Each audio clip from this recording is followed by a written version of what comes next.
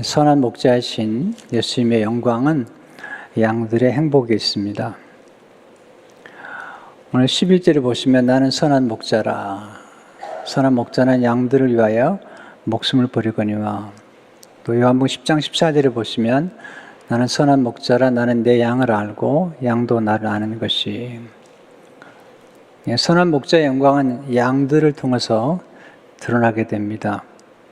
선한 목자는 자신을 위해 존재하지 아니하시고 양들의 행복을 위해서 존재하십니다. 선한 목자는 양들이 꼴을 먹고 안식하고 잘 성장할 때 행복해 하십니다.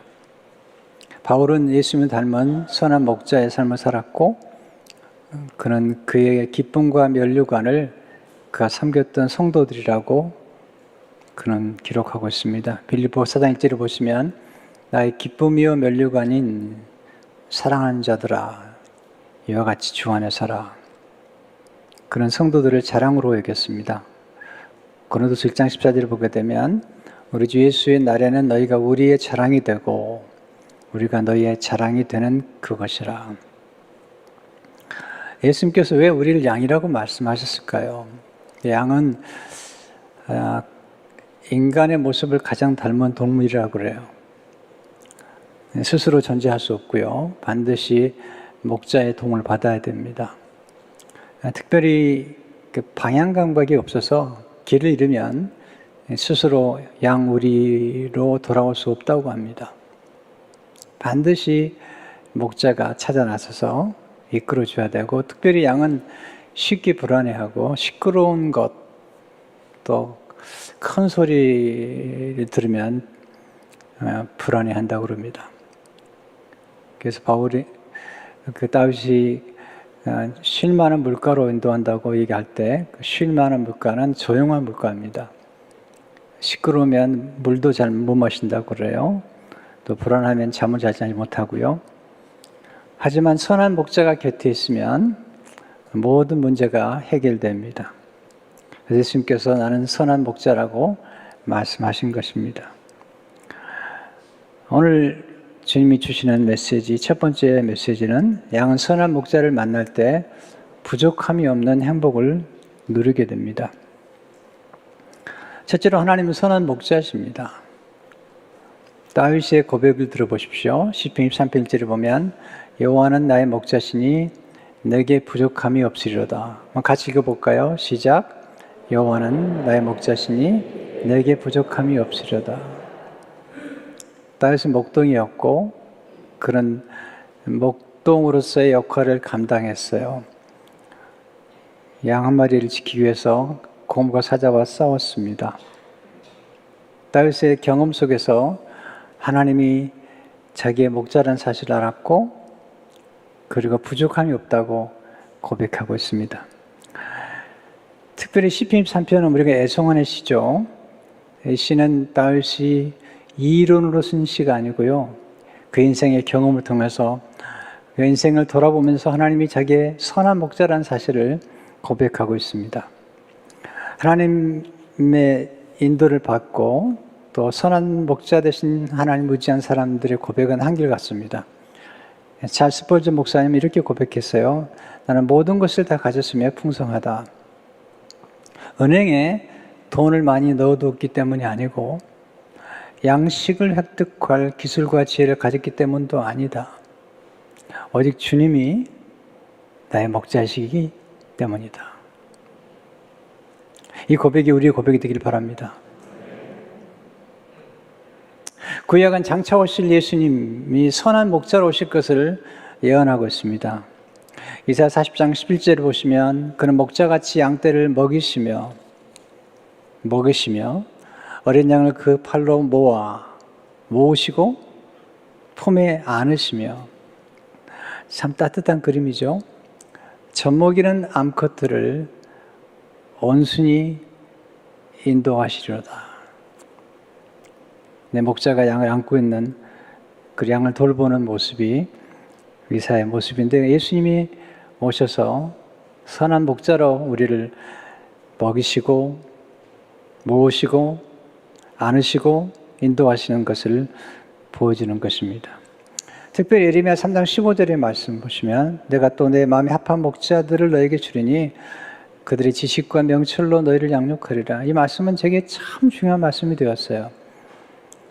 네, 하나님의 마음에 합한 목자가 되려면 지식과 명철이 있어야 된다는 것과 또 양들을 지식과 명철로 양육해야 된다는 말씀, 이 말씀을 따라 제가 목회하고 있습니다.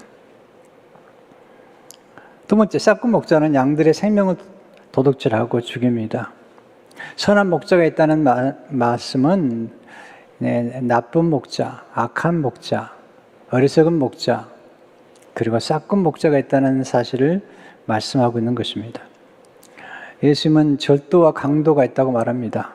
요한복음 10장 1절을 보시면 내가 진실로 너에게 이르노니 문을 통하여 양의 우리에 들어가지 아니하고 다른 데로 넘어가는 자는 절도며 강도며, 절도가 있습니다. 강도가 있습니다. 특징이 뭐냐면 문을 따라 들어가지 아니하는 것입니다. 예수님은 일정한 질서와 조화를 강조하신 분이고요. 그러나 싹군은 질서나 조화를 무시합니다. 그래서 양을 도둑질하고 죽이고 멸망시키는 것이 싹군의 역할이죠. 요한복음 10장 10절에 보면 도둑이 오는 것은 도둑질하고 죽이고 멸망시키는 것뿐이요. 싹군은 이리 오면 도망가요. 양을 버리고. 요한복음 10장 12절 13절을 보시면 싹군은 목자가 아니요 양도 제 양이 아니라 이리가 오는 것을 보면 양을 버리고 달아나니 이리가 양을 물어가고 또 해치느니라. 달아나는 것은 그가 싹군인 까닭에 양을 돌보지 아니함이나. 싹군은 자기 이익만 챙기죠. 그러나 예수님은 그렇지 않죠. 셋째로 양은 선한 목자를 만날 때 부족함이 없는 복을 누리게 됩니다. 다윗이 여호와는 나의 목자시니 내게 부족함이 없다고 하는 고백은 굉장히 놀라운 고백이죠. 예수님께서도 우리에게 놀라운 말씀을 주셨어요. 요한복음 10장 10절을 보시면 내가 온 것은 양으로 생명을 얻게 하고 더 풍성히 얻게 하려는 것이라. 예수님이 선한 목자라고 하실 때 이 선한이라는 헬라어가 카로스입니다. 이 단어가 굉장히 좋은 단어인데요. 이 단어는 좋은이란 뜻도 있고요. 또는 풍족함이라는 뜻이 있어요. 선한 목자는 양들을 풍족하게 만들어줍니다. 특별히 다윗이 내 평생의 선하심과 인자하심이 반드시 나를 따르니, 시편 23편 6절의 말씀이죠. 내 평생의 선하심과 인자하심이, 하나님의 선하심과 인자하심이라고 할 때 이 선하심이라고 하는 히브리어 단어가 토부라는 단어인데요. 이 단어가 굉장히 풍성한 단어예요. 그 뜻 자체가 풍성함이고요. 그리고 풍족함, 부요함, 그리고 유쾌함, 쾌활함, 기쁨, 이런 단어예요. 하나님의 선하심이 함께할 때 우리는 부족함이 없는 은혜를 경험하게 되고요. 또 인자하심이란 단어가 우리가 잘 아는 히브리어로 헤세드입니다. 무궁한 사랑. 선한 목자에게는 이렇게 우리 삶을 풍성케 하고 그리고 무궁한 사랑으로 우리를 인도하는 것을 보게 됩니다. 양은 목자의 도움 없이 살 수 없습니다. 양은 목자의 인도를 받지 못하면 각기 제 길로 가게 되어 있습니다. 이사야 53장 6절을 보시면 우리는 다 양 같아서 그릇 행하여 각기 제 길로 갔거늘 여호와께서는 우리 모두의 죄악을 그에게 담당시키셨도다. 양은 목자가 없으면 흩어집니다. 이 지도자라는 게 굉장히 중요한 역할을 하는 거예요. 에스겔 34장 5절을 보게 되면 목자가 없으므로 그것들이 흩어져서 모든 들짐승의 밥이 되었도다. 양은 싹군 목자를 만나면 비참해집니다. 양은 어리석은 목자를 만나면 흩어지죠. 어리석은 목자는 어떤 목자일까요? 기도하지 않은 목자예요. 하나님 찾지 않은 목자죠. 예레미야 10장 21절의 말씀. 목자들은 어리석어 여호와를 찾지 아니하므로 형통하지 못하며 그 모든 양떼는 흩어졌도다. 이 말씀도 제가 깊이 가슴에 새기는 말씀이에요. 목자로서 형통하려면 여호와를 찾아야 되고요. 목자가 어리석은 목자는 하나님 찾지 아니하고 기도하지 아니하죠. 하나님 의지하지 않죠. 양떼가 흩어지는 것입니다. 둘째로 예수님은 선한 목자이십니다. 선한 목자신 예수님은 어떤 분일까요? 그리고 어떤 일을 해주시는 걸까요? 7가지나 말씀드리겠어요. 첫째로, 선한 목자신 예수님은 양을 잘 아십니다. 요한복음 10장 14절에 보면 나는 선한 목자라 나는 내 양을 알고 양도 나를 아는 것이. 목자가 양을 안다는 것은 양의 성향과 기질과 연약함을 안다는 것입니다. 어떤 사람들은 연약함을 알고 그 연약함을 악용합니다.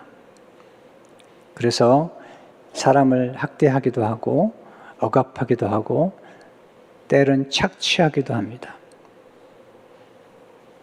약점을 알고. 가끔 그런 사람을 만나잖아요.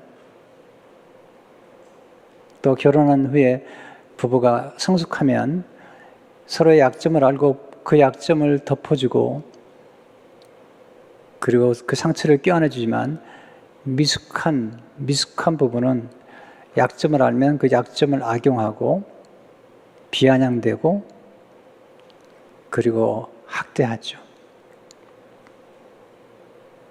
참 슬픈 일이죠. 제가 결혼한 지 얼마 안 됐을 때 우리 큰아이가 한 3살쯤 됐을까요? 한 번은 훈육할 일이 있었어요. 제 아내 앞에서 훈육을 했습니다. 좀 야단을 친 거죠. 왜냐하면 나쁜 성향이 자라지 않도록 한번 얘기를 한 거죠.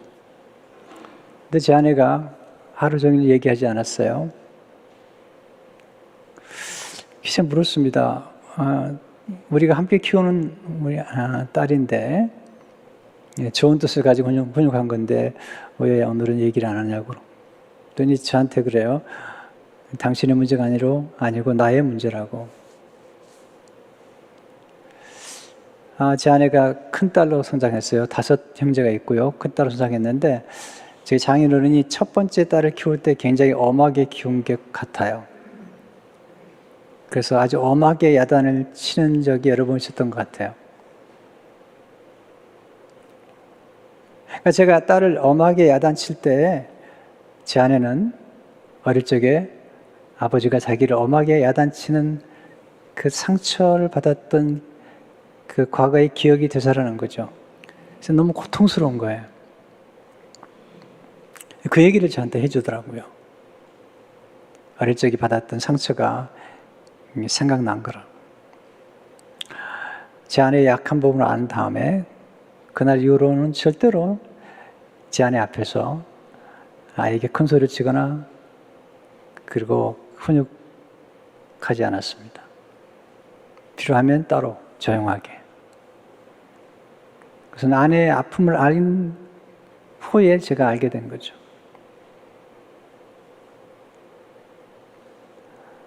우리가 안다는 것은 이해하는 것이고 이해한다는 것은 품어주는 것입니다. 상처를 어루만져 주는 것이며 치유하고 회복시켜 주는 것이죠. 싹구는 그렇지 않습니다. 양의 약점을 가지고 양을 억압하는 것이죠. 그래서 우리가 결혼하고도 성숙해야 돼요.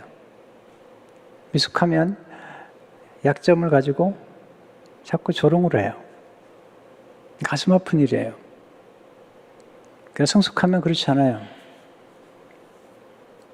그 지식을 가지고 연약하다는 것을 안 다음부터 더욱 깊이 애정을 가지고 사랑하죠. 그런 상처가 있었다는 것을 안 다음에는 더 조심스럽게 사랑하는 것입니다.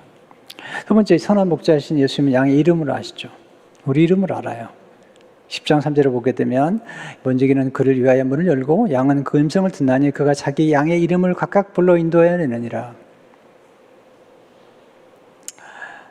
네, 양들을 보면 다 비슷해 보이잖아요. 그런데 목자는 양들을 다 따로따로 알고 있어요. 그리고 이름을 붙여주고 각 양마다 이름을 불러준다는 것입니다. 예수님께서 만나는 제자들과 사람들에게 이름을 불러주잖아요. 베드로를 처음 만났을 때 이름을 불러주잖아요. 요한물장 42절을 보게 되면 내가 요한 아들 시몬이니 장차 게바라 하리라 하시니라. 게바는 번역하면 베드로라. 요한의 아들 시몬이니 이름을 불러주잖아요. 이름을 붙여주죠. 장차 게바라 하리라. 베드로로 하리라. 예수님이 삭개오를 처음 만나셨는데 이름을 불러주잖아요. 삭개오가 얼마나 놀랐겠어요. 요감 19장 5절을 보게 되면 예수께서 그곳에 이르사 쳐다보시고 뽕나무죠. 이르시되 삭개오야 속히 내려오라.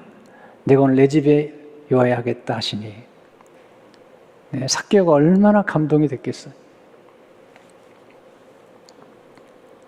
세 번째 선한 목자이신 예수님은 양을 인도해 주십니다. 요한복음 10장 3절 4절을 보십시오. 그러니까 자기 양의 이름을 각각 불러 인도하여 내느니라. 자기 양을 다 내온 후에 앞서가면 양들이 그 음성을 아는 거로 따라오되 앞서가면서 인도하는 것이 목자죠. 제가 보기에 지도자들 가운데 두 가지 모습이 있어요. 어떤 지도자는 뒤에서 몰아갑니다. 자기는 앞에 나서지도 않고 그 책임도 지지 않고 뒤에서 몰아가는 지도자가 있어요. 좋지 않은 지도자죠. 그런 훌륭한 지도자는 앞서가면서 이렇게 인도해 갑니다.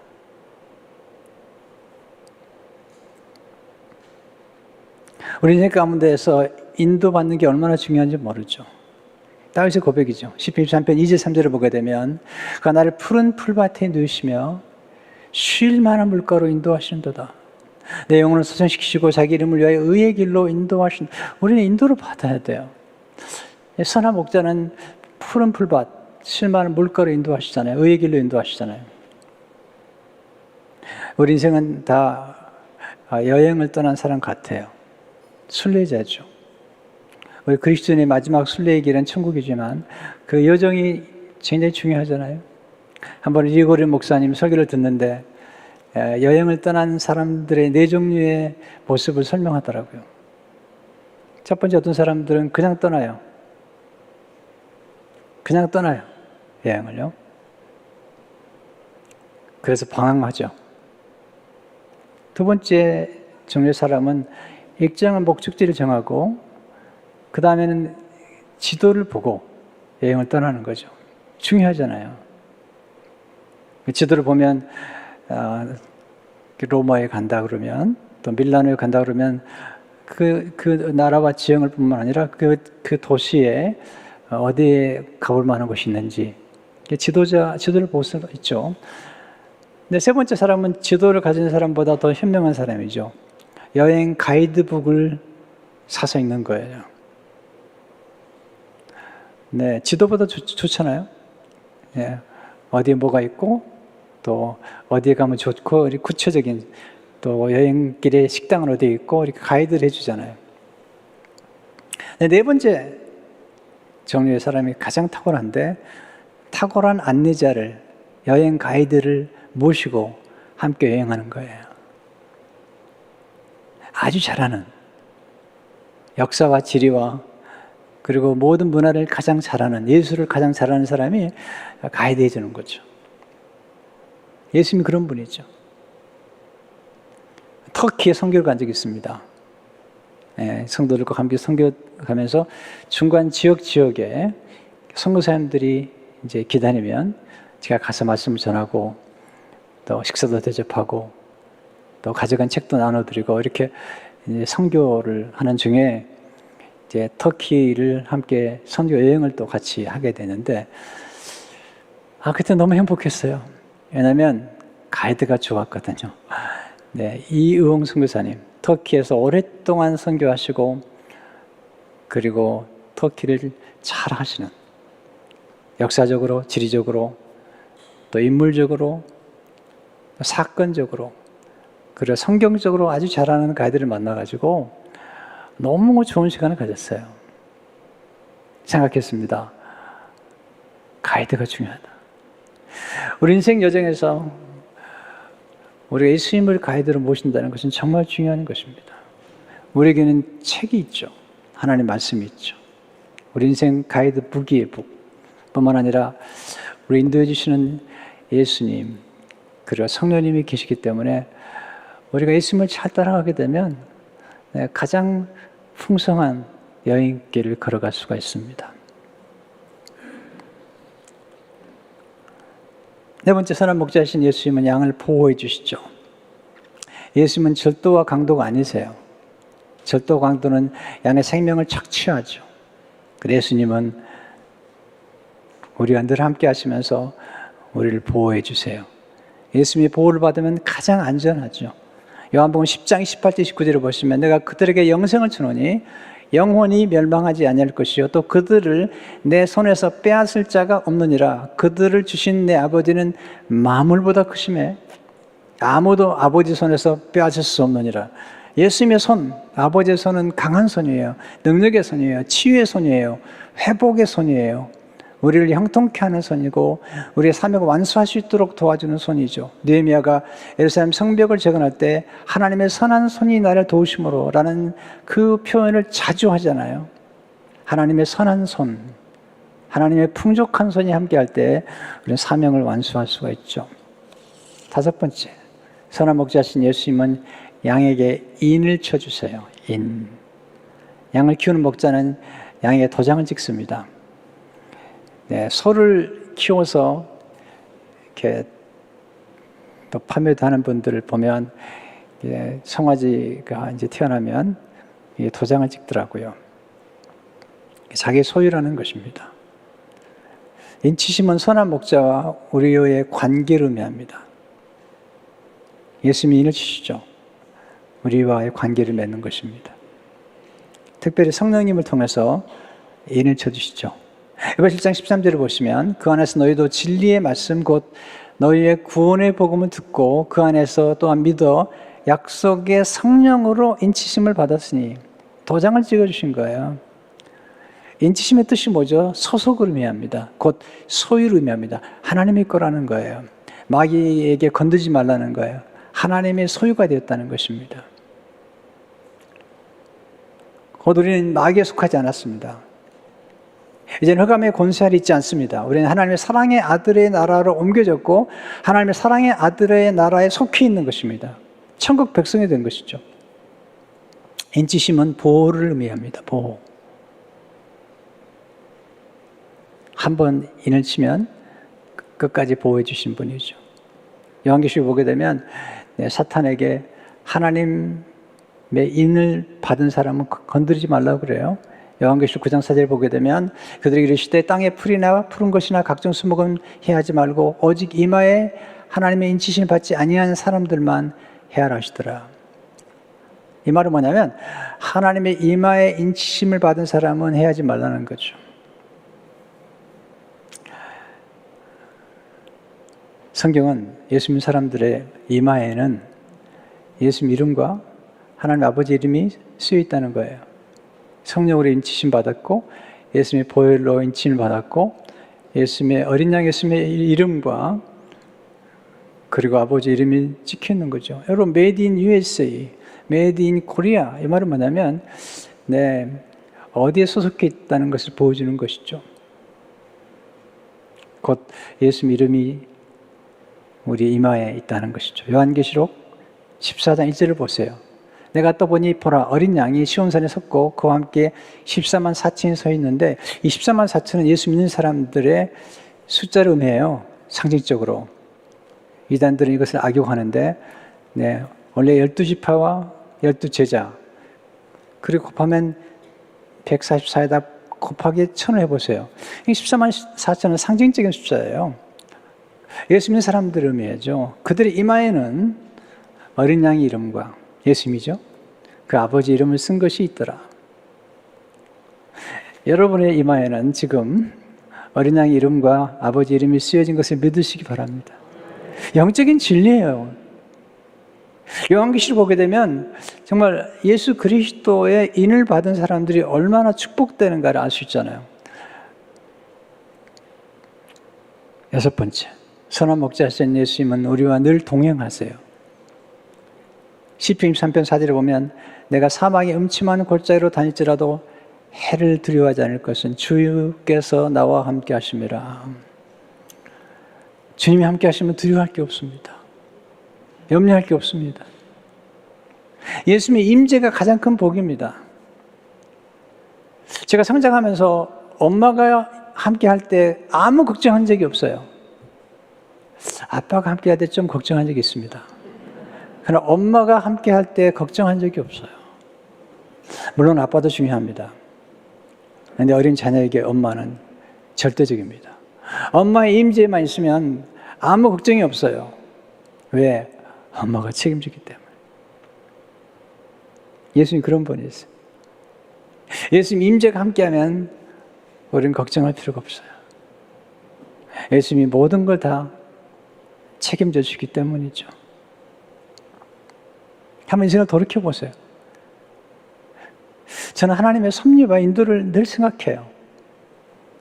때로 가끔 순간순간 어려움을 겪을 때에는 가끔 흔들 수도 있지만 그런 순간마저도 저는 늘 제 인생을 돌이켜보면서 저를 선하게 인도하신 예수 그리스도의 인도하심과 인생의 풍업 가운데서도 함께 하셔서 저를 흔들리지 않도록 붙잡아 주신 그 예수님의 은혜를 생각하면 얼마나 감사한지 몰라요.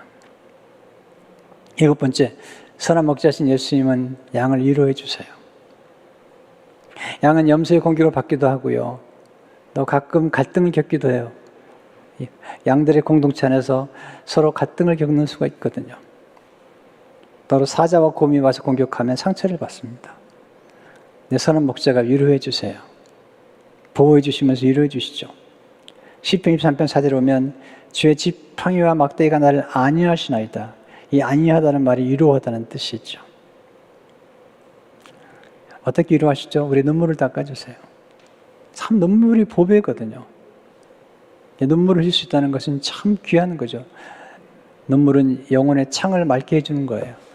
하나님의 선물이에요. 거룩한 눈물이죠. 요한계시록 7장 17절을 보게 되면 이는 보좌 가운데 계신 어린 양이 그들의 목자가 되사 생명수샘으로 인도하시고 하나님께서 그들의 눈에서 모든 눈물을 씻어주실 것입니다.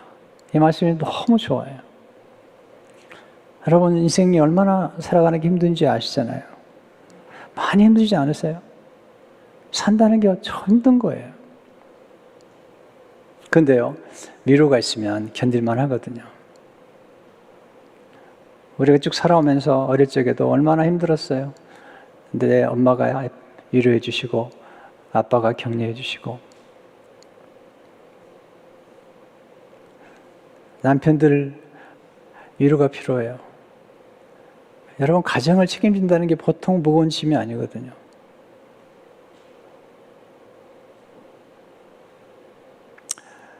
위로해 주세요. 남편들이 집에 들어오면 갈 데가 없어요. 집에 들어와도 갈 데가 없어. 부엌은 아내가 차지했고 리빙룸은 아이들이 차지했고 갈 데가 없어요.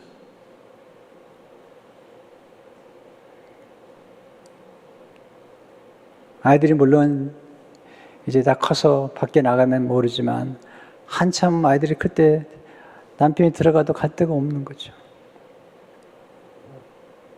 물론 남편들이 아내들을 위로해 주세요. 아이들 키우는 게 보통 어려운 게 아닙니다. 한 번은 제 아내가 무슨 일로 한국에 나가는 길이 있었는데요. 2주 동안 아이들을 맡기고 나갔는데 난 죽는 줄 알았습니다. 집안일이 그렇게 많은지 몰랐습니다.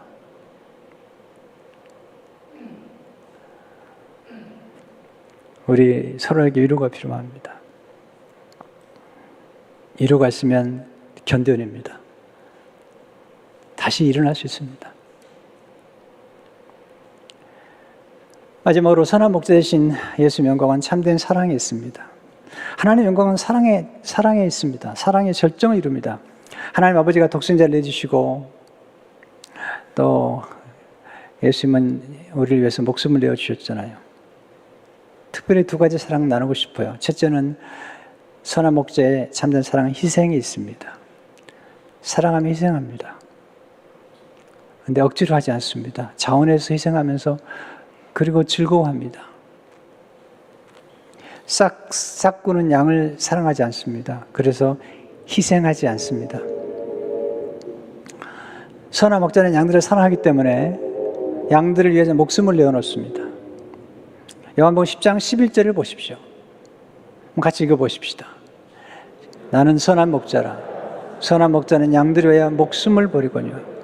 목숨을 내놓습니다. 15절도 보시면 나는 양을 위하여 목숨을 버리노라. 예수님은 강요된 희생이 아니에요. 자원한 희생이죠. 요한복음 10장 18절도 보시면 이를 내게서 빼앗는 자가 있는 것이 아니라 내가 스스로 버리노라. 두 번째, 선한 목자의 참된 사랑은 헌신이 있습니다. 싹구는 헌신하지 않습니다. 헌신은 책임을 지는 것입니다. 싹구는 책임지지 않습니다. 도망갑니다. 위기에 처하면 양을 버리고 도망갑니다. 요한복음 10장 12절을 보세요. 싹구는 목자가 아니요 양도 재앙이 아니라 이리가 오는 것을 보면 양을 버리고 달아나니 이리가 양을 물어가고 또 해치느니라. 싹군의 관심은 싹밖에 없어요. 얼마를 주느냐는 거예요. 그러나 선한 목자는 헌신합니다. 선한 목자는 책임을 집니다. 절대로 도망가지 않습니다. 다윗이 경험했잖아요. 사자와 곰과 싸웁니다. 이리와 싸웁니다. 그리고 양들을 보호합니다. 싹구는 품삯을 받고 일하죠. 계약직입니다. 물론 계약직이란 말이 굉장히 혼돈스러운 표현이긴 합니다만은 여기서 말씀드린 계약직은 싹군이 양들을 책임지지 않는 그런 의미에서의 계약직을 의미하는 것입니다. 반면에 선한 목자는 품삯과 상관없이 얼마를 주든지 상관없이 헌신하죠. 계약직이 아니기 때문이에요. 헌신에 대해서 제가 많은 생각도 하고 책도 읽어봤지만 데이비드 브룩스라는 사람이 쓴 책 가운데 두 번째 산이라는 책이 있는데 거기서 헌신하는 삶에 대해서 너무 잘 설명해 줬어요. 제가 헌신에 관한 그 정의나 설명을 그 책만큼 잘하는 책을 못 본 것 같아요. 그럼 헌신의 결단은 계약과는 다르다고 말하죠. 읽어드릴게요. 헌신의 결단은 계약과 다르다. 계약을 체결한 사람은 상대방의 사기꾼인지 아닌지 따진다. 계약을 체결한 사람은 실제로는 전혀 달라지지 않는다. 그저 자기의 현재 관심사나 이해관계에 맞춰서 어떤 것을 조정할 뿐이다. 이에 비해 헌신은 당신의 예전과 다른 사람으로 바꿔놓거나 완전히 새로운 인간관계 속으로 집어넣는다. 여러분, 결혼하게 되면 두 사람은 새로운 관계 속으로 들어가게 됩니다. 두 사람이 소유한 모든 것이 공동의 것이 됩니다. 예수님 보세요. 예수님 우리를 신부로 부르셨어요. 예수님 신랑이시고는 신부가 됐잖아요. 신랑 되신 예수님께 있는 모든 좋은 것을 신부에게 주시고 전가시켜 주시고 신부가 가지고 있는 모든 부족한 부분들을 신랑이 취하시고 새로운 차원으로 들어가게 되는 것입니다.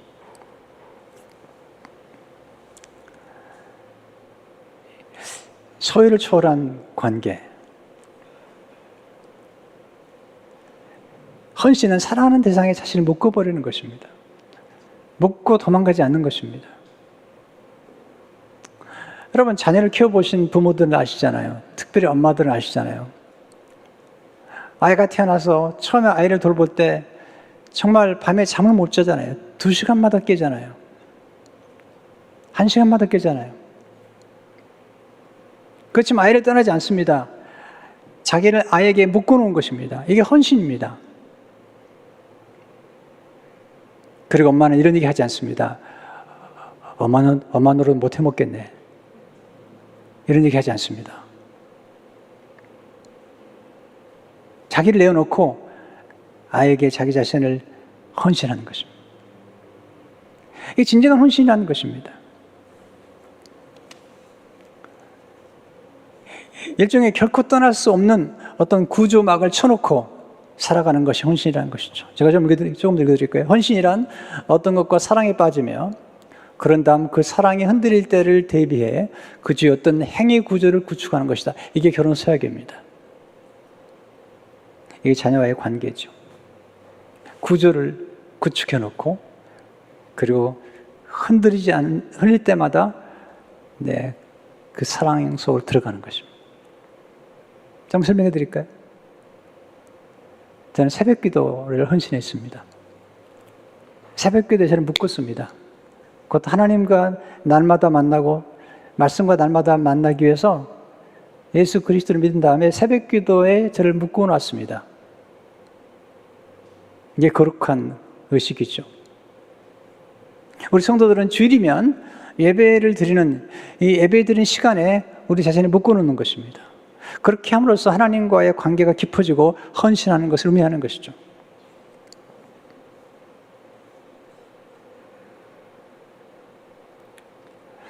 제가 조금 더 읽어드릴게요. 풍성한 인생.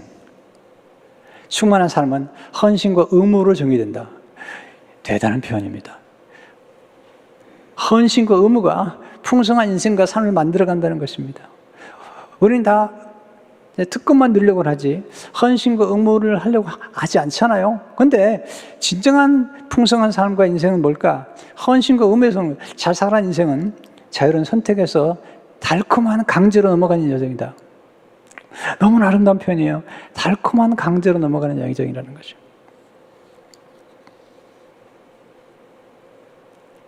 제 아내가 3년 반 전에 아팠어요. 제가 제 생애를 제 아내에게 묶었습니다. 아내를 치료해야 되겠다. 그리고 모든 스케줄을, 외부 집회를 다 캔슬했습니다. 아내에게 제 생애를 묶었습니다. 헌신이라는 것이죠. 저는 제게 맡겨진 교회와 양들에게 제 자신을 묶어놓습니다. 풍성한 꼴을 먹이기 위해서 늘 생각합니다. 성도들을 늘 생각합니다. 성도를 위해서 늘 기도합니다. 그리고 저를 묶어놓습니다. 여러분, 지도자가 된다는 것은 쉬운 것이 아닙니다. 존 맥스웰이 최근에 팟캐스트에 지도자의 5가지 기억해야 될 가르침에 대해서 그는 강의를 했습니다. 폭 인상적이었습니다. 그리고 굉장히 좋은 통찰을 주었습니다. 첫 번째, 그런 말합니다.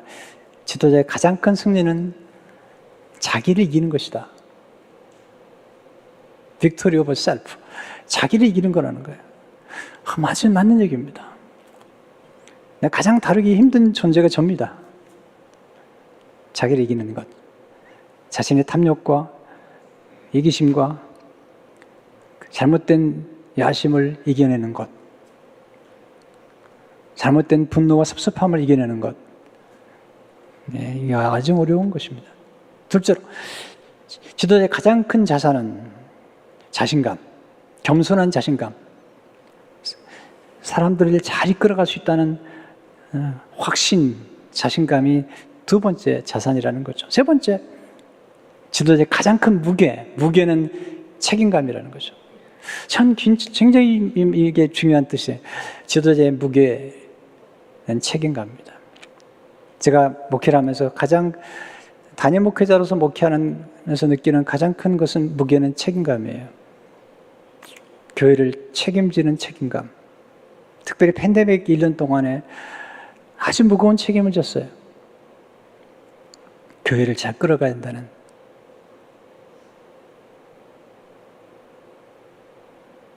네 번째, 지도자의 가장 큰 훈련은 생각하는 것이다. 생각하는 훈련. 너무 중요하죠. 지도자는 언제나 현실에 충실하면서도 항상 미래를 생각합니다. 저는 벌써 내년을 생각합니다. 그리고 내후년을 생각합니다. 5년, 10년을 내다봅니다. 현실에만 매여 있는 것은 지도자가 아닙니다. 5번째, 지도자의 가장 큰 장애물은 교만이다.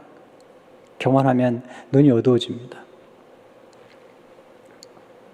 근데 이 5가지 그 가르침 가운데 이 3번째가 가장 제 가슴에 와닿았어요. 책임감이라는 거.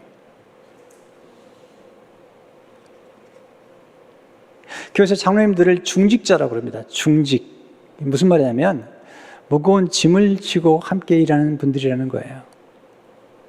장로님들이 책임을 지는 것이 무겁다는 거예요.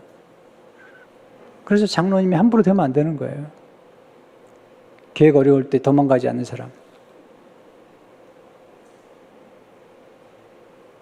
감사하게도 저희 교회가 무거운 건축의 여정을 걸어갈 때 우리 장로님들이 참 수고를 많이 해주셨어요. 무거운 짐을 함께 지어주신 거죠. 여러분, 사장님이 된다는 게 얼마나 무거운 짐인 줄 아십니까? 가끔 직원들이 사장님 욕하는데 한번 해보세요.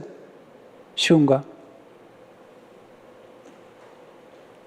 네, 월급 주는 날이 2주마다 돌아오는데 아주 빨리 돌아온답니다. 2주가.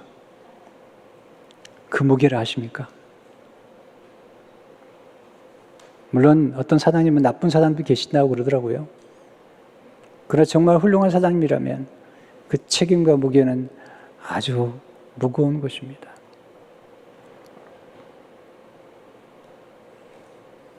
헌신은 우리를 더 높은 차원으로 이끌어주는 거예요.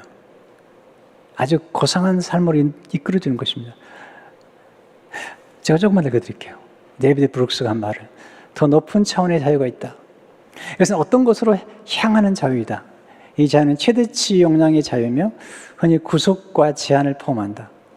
네, 그 다음 설명이 아주 쉬워요. 설명을 들으면 만약 당신이 진정한 피아니스트가 되기 위한 자유를 가지고 싶다면 당신은 자기 몸을 피아노에 묶어두고 몇 해고간의 연주 연습을 계속해야 한다.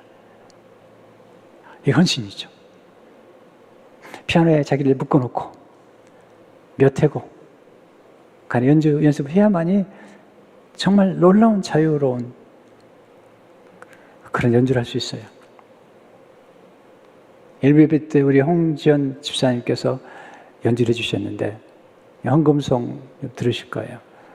너무 탁월한 거예요. 이런 생각이 들었습니다. 저렇게 연주하기까지는 얼마나 많은 연습을 했을까? 얼마나 피아노에 자기를 묶어놓고 연습했을까? 여러분, 헌신이라는 그런 거예요. 그래서 아름다운 것입니다. 주님은 결코 우리를 떠나지 않습니다. 왜냐하면 우리가 주님을 떠날 때가 많아요. 우리가 조금만 힘들면 주님을 떠나잖아요. 근데 주님은 결코 우리를 떠난 적이 없습니다.